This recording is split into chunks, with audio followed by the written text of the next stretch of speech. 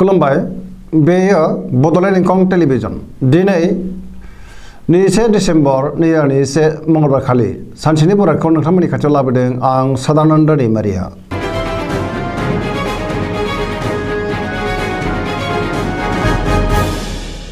सिगां फरायनो लादों मेष राशि गिबि हांखो अ ल। दिनैनि साना मोजां आरो गाज्रिनि गेजेरजों बाबेनलांगोन। मोजां आरो गाज्रिखौ सायख'नो रोंनाय नङा। गोसोआव नेगेटिभ साननाय फैगोन। नेगेटिभ एनार्जिनि गोहोमबो गोग्लैगोन। गुबुननि थाखाय नाङा फाङा जेंनायाव गोग्लैनांनो हागौ। सांग्रां जानाया गाहाम। गोसोखौ दिनै जोबोर गुलुं गुजुं मोनगोन। मावनो लानाय खामानिखौ मावफुंनो गोब्राब जागोन। देहाया दिनै बारा मोजां थानाय नङा। सोरजोंबा रायखोमा जानोबो हागौ। गोसोखौ दिनै जोबोर लोरबां मोनगोन। रांखावरियाव मोजां नाथाय अब्लाबो खरसायाबो बांगोन। बेफार फालांगियाव मोजां मुलाम्फा मोनगोन। समाजाव मान मोनगोन। न'खराव बिसि फिसायनि गेजेराव अनलायनाय फैगोन। बहाबा दावबायहैनो एबा हान्थिनो खाबु फैनो हागौ। लाइमोनफोरा दिनै जोबोर रमान्टिक जागोन आरो गोसोनि साननायखौ फोरमायलायनो हागोन। फरायसाफ्रा फरायनायाव गोसो दुंखांगोन आरो मोजां फिथाइ मोननोबो हागोन।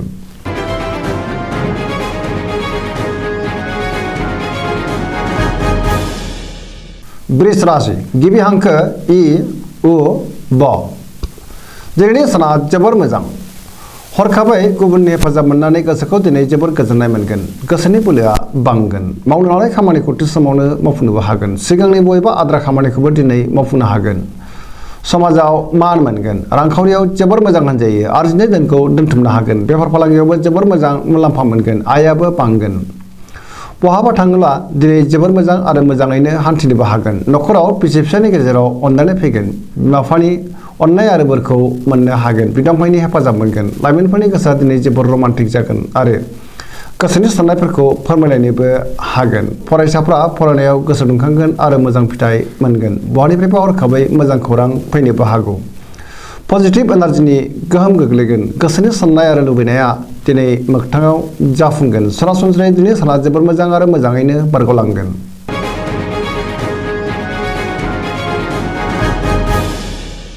मिथुन राशि गिबि हांखो क स। दिनैनि साना मोजां आरो गाज्रिनि गेजेरजों बाबेनलांगोन। नेगेटिभ एनार्जिनि गोहोम गोग्लैनो हागौ। न'खराव बिसि फिसायनि गेजेराव एना एनि फैनोबो हागौ। गोसोनि साननायफ्रा गोरोबलायनाय नङा। गोसोखौ जोबोर गुलाय गुजाय मोनगोन। जेरावबो देरहासार जानो हानाय नङा। मावनो लानाय खामानिखौ मावफुंनो गोब्राब जागोन। गोसोआव जिंगाया बांगोन। गोसोखौ दिनै गिलुं गिलुंबो मोनगोन। देहाया मोजाङै थागोन। रांखावरियाव मोजां। बेफार फालांगियावबो मोजां होनजायो। न'खराव अननानै फैगोन। समाजाव मान मोनगोन। गुबुननि हेफाजाब मोननो गोब्राब जागोन। बहाबा थांनो एबा दावबायहैनो खाबु मोननो हागौ। गोसोनि बोलोआ नाथाय अब्लाबो लोरबां जागोन। गियाननि आंखाल जागोन। मोजां गाज्रिखौ सायख'नो रोंनाय नङा। लाइमोनफोरनि गोसोआ दिनै जोबोर आला खाला जागोन। गोसोनि साननाय आरो लुबैनाया दिनै देबार नांगोन। नेगेटिभ एनार्जिनि गोहोम गोग्लैनो हागौ।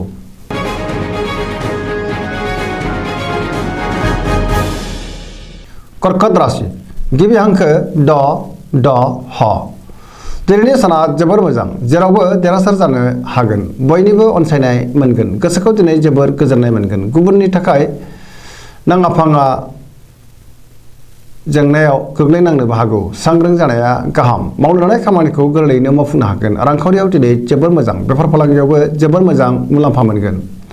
मोननो गोनां धोनखौबो दिनै मोननो हागोन। आरजिनाय धोनखौबो दोनथुमनो हागोन। देहाया मोजाङै थागोन। गुबुननि गोसोखौ गोरलैयैनो बोनो हागोन। न'खराव बिसि फिसायनि गेजेराव अनलायनाय फैगोन। बिदा फंबायजों मोजां सोमोन्दो थागोन। बिमा बिफानि बोर मोनगोन। गोसोनि साननायफोरा मोगथाङाव जाफुंगोन। समाजाव दिनै गोबां मान मोननो हागोन। बयजोंबो गोरोबनानै थानो रोंगोन। लाइमोनफोरनि गोसोआ दिनै जोबोर रमान्टिक जागोन। फरायसाफ्रा फरायनायाव गोसो दुंखांगोन आरो मोजां फिथाइ मोनगोन। बहानिफ्रायबा मोजां खौरां फैनो हागौ। पजिटिभ एनार्जिनि गोहोम गोग्लैगोन।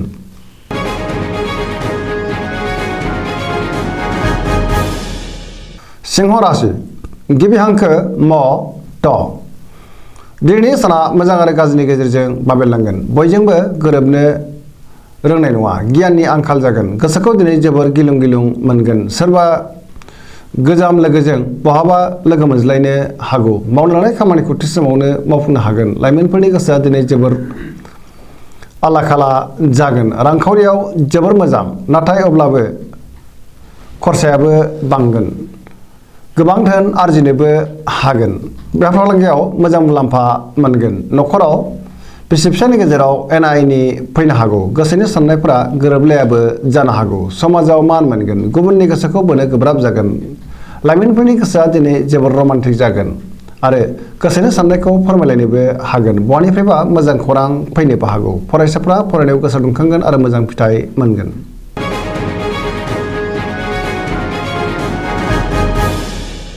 कन्या राशि गिबि हांखो प ट दिनैनि साना जोबोर मोजां गोसोआव पजिटिभ साननाय फैगोन गोगो आरो गोथों साननो रोंगोन गुबुननि थाखाय गोबां मोजां खामानि मावनानै होनो हागोन गोबां मोजां खाबु फैनो हागौ रांखावरियाव जोबोर मोजां बेफार फालांगियावबो मोजां मुलाम्फा मोनगोन सोरबा गोदान लोगोजों बहाबा लोगो मोनज्लायनो हागौ न'खराव दिनै बिसि फिसायनि गेजेराव अनलायनाय फैगोन फरायसाफ्रा फरायनायाव गोसो दुंखांगोन आरो मोजां फिथाइ मोनगोन लाइमोनफोरनि गोसोआ दिनै जोबोर रमान्टिक जागोन आरो गावबा गावनि गोसोनि साननायफोरखौ फोरमायलायनोबो हागोन देहाया मोजाङै थागोन गोसोनि बोलोआ बांगोन गोसोनि साननायफ्रा मोगथाङाव जाफुंगोन गोजोननि आंखाल जानाय नङा गोसोखौ दिनै जोबोर सांग्रां मोनगोन पजिटिभ एनार्जिनि गोहोम गोग्लैगोन सरासनस्रायै दिनै साना जोबोर मोजां आरो मोजाङैनो बारग'लांगोन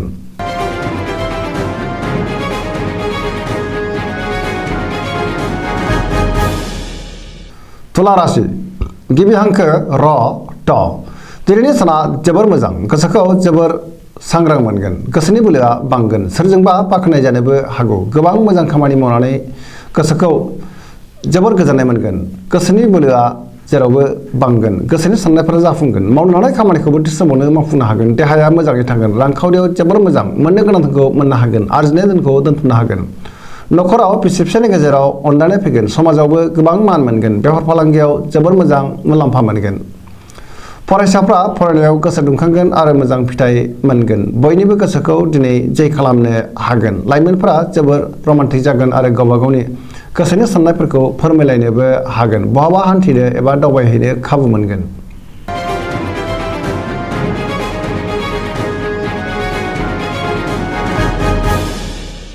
वृश्चिक राशि गिबि हांखो न स दिनैनि साना जोबोर मोजां समाजाव लोगो लेवा बांगोन आरो बयजोंबो मोजां सोमोन्दो लाखिनो रोंगोन गोसोनि बोलोआ बांगोन जेरावबो गोजोनै थानो हागोन लोगोफोरनि हेफाजाब मोनगोन सोरबा लोगोजों बाख्नाय जानोबो हागौ गोसोआव गोग्गो आरो गोथों साननाय फैगोन पजिटिभ एनार्जिनि गोहोम गोग्लैगोन मावनो लानाय खामानिखौबो थि समावनो आरो गोरलैयैनो मावफुंनो हागोन सिगांनि बबेबा आद्रा खामानिखौबो दिनै मावफुंनो हागोन गोसोनि बोलोआ बांगोन समाजावबो गोबां मान मोननो हागोन न'खराव दिनै बिसि फिसायनि गेजेराव अनलायनाय फैगोन रांखावरियाव जोबोर मोजां होनजायो बेफार फालांगियाव जोबोर मोजां मुलाम्फा मोनगोन देहायाबो मोजाङैनो थागोन गुबुननि थाखाय मोजां खामानि मावनानै होनो हागोन फरायसाफ्रा फरायनायाव गोसो दुंखांगोन आरो मोजां फिथाइ मोनगोन लाइमोनफोरा दिनै जोबोर रमान्टिक जागोन पजिटिभ एनार्जिनि गोहोम गोग्लैगोन जायखि खामानि मावा मानो मोनफ्रोमबो खामानिखौनो दिनै मावफुंलांनो हागोन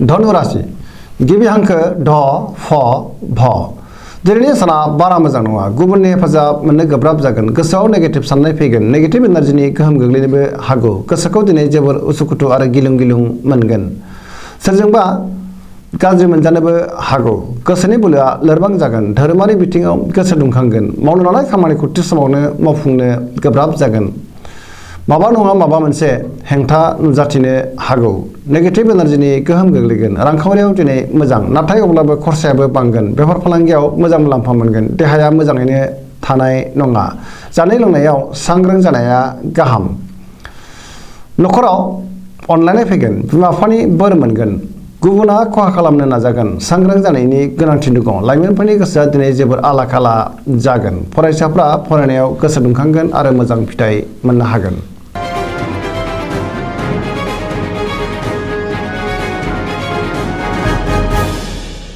मकर राशि गिबि हांखो ख ज दिनैनि साना मोजां आरो गाज्रिनि गेजेरजों बाबेलनांगोन बहानिफ्रायबा मोजां खौरां फैनोबो हागौ गोसोआव जोबोर गोजोननाय मोनगोन देहाया दिनै बारा मोजां थायाबो जानो हागौ जानाय लोंनायाव सांग्रां जानाया गाहाम गोसोनि साननायफोरा जाफुंगोन रांखावरियाव मोजां मोननो गोनां धोनखौ मोननो हागोन आरजिनाय धोनखौबो दोनथुमनो हागोन गुबुना खहा खालामनो नाजागोन सांग्रां जानाया गाहाम सोरनिबा गाज्रि नोजोर गोग्लैनोबो हागौ सोरजोंबा रायखोमा जानोबो हागौ मावनो लानाय खामानिखौ मावफुंनो हागोन नाथाय अब्लाबो पजिटिभ एनार्जिनि गोहोमबो गोग्लैगोन लाइमोनफोरनि गोसोआ जोबोद रमान्टिक जागोन आरो गावबा गावनि गोसोनि साननायफोरखौ फोरमायलायनोबो हागोन फरायसाफ्रा फरायनायाव गोसो दुंखांगोन आरो मोजां फिथाइ मोनगोन गुबुननि अनसायनाय मोनगोन धोरोमारि बिथिङाव गोसो दुंखांगोन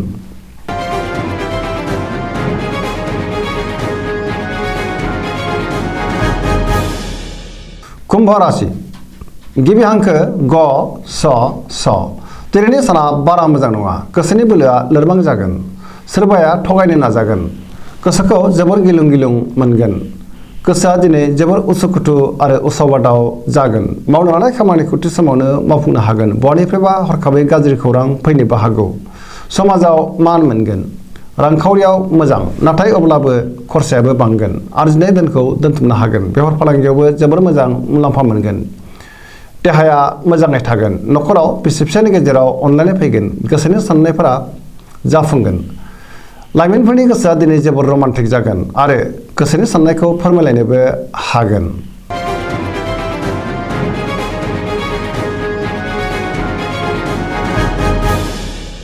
मीन राशि गिबि हांखो ड स दिनैनि साना जोबोर मोजां गोबां मोजां खाबु फैनो हागौ माबा मोनसे मोजां खौरां मोनगोन गोदान खामानि मावफुंनो हागोन गोसोखौ दिनै जोबोर गोजोननाय मोनगोन गोसोनि बोलोआबो बांगोन देहाया दिनै मोजाङै थागोन अब्लाबो नाथाय जानाय लोंनायाव सांग्रां जानाया गाहाम रांखावरियाव जोबोर मोजां आरजिनाय धोनखौ दोनथुमनो हागोन बेफार फालांगियावबो मोजां मुलाम्फा मोनगोन न'खराव बिसि फिसायनि गेजेराव अनलायनाय फैगोन गुबुननि थाखाय मोजां खामानि मावनानै होनो हागोन गोसोआ दिनै जोबोर रमान्टिक जागोन आरो लाइमोनफोरा गावबा गावनि गोसोनि साननायखौ फोरमायलायनोबो हागोन पजिटिभ एनार्जिनि गोहोम गोग्लैगोन गोसोनि लुबैनाया मोगथाङाव जाफुंगोन सरासनस्रायै दिनै साना जोबोर मोजां आरो मोजाङैनो बारग'लांगोन